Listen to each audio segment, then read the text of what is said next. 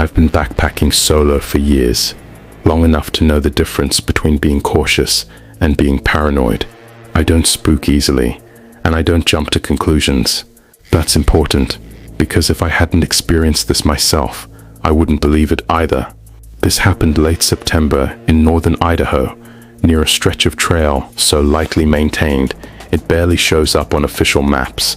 The kind of place where the forest has started reclaiming the path, and trail markers are either faded or missing entirely. I chose it specifically because it was remote. I wanted quiet. I got it. At first, everything felt normal. Cool air, overcast sky, no rain.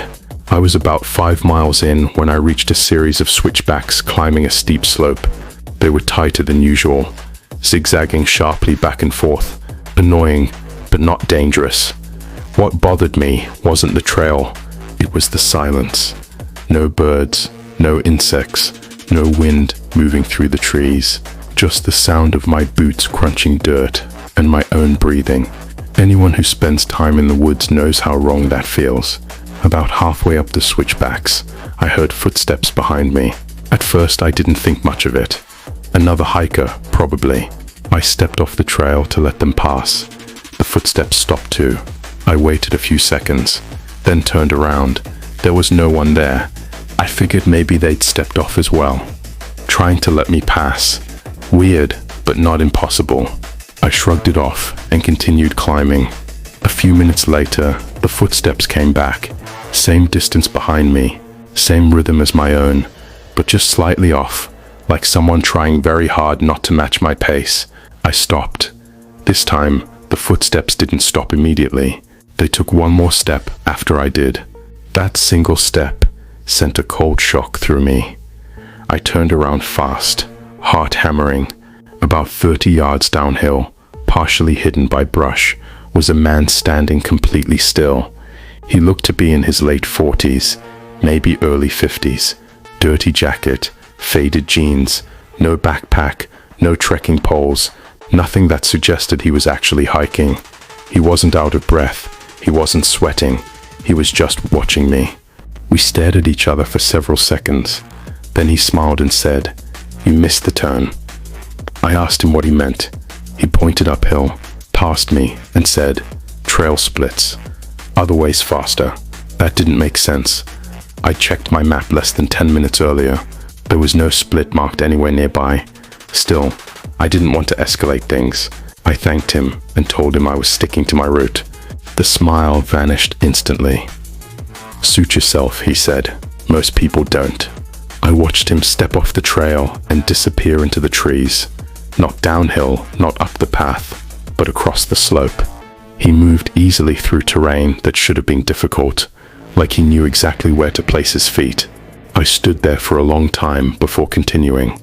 About 10 minutes later, the trail split.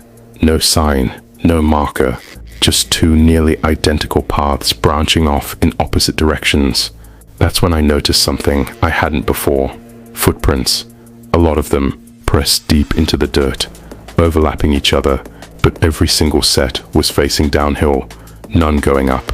My guts screamed at me to turn around, but turning around meant passing the spot where I'd last seen that man.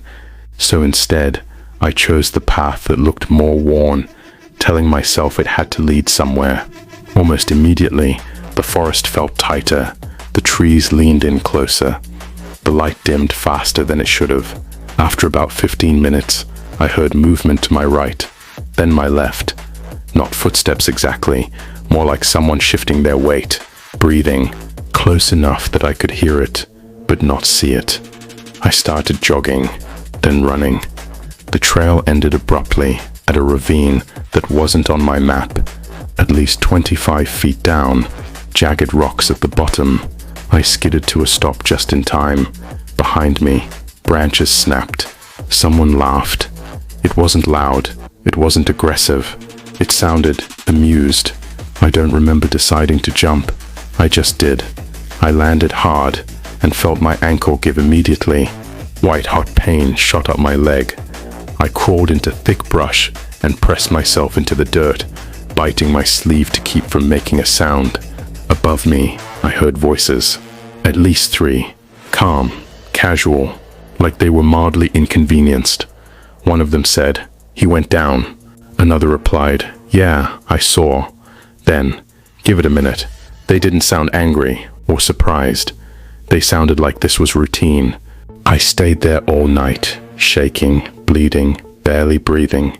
I heard movement several times, slow footsteps along the ravine's edge, stopping directly above me, then moving on. At some point I passed out. When I woke up it was morning, quiet again, too quiet. I managed to hike out slowly, using a branch as a crutch. It took hours. I don't remember most of it. I never saw anyone again. But here's the thing that still keeps me awake at night. When I finally reached the trailhead, my car was still there, untouched. But someone had scratched something into the dust on the hood. Just 3 words: wrong way up. I don't know what would have happened if I'd taken the other trail, and I don't know if I actually escaped, or if they just let me go.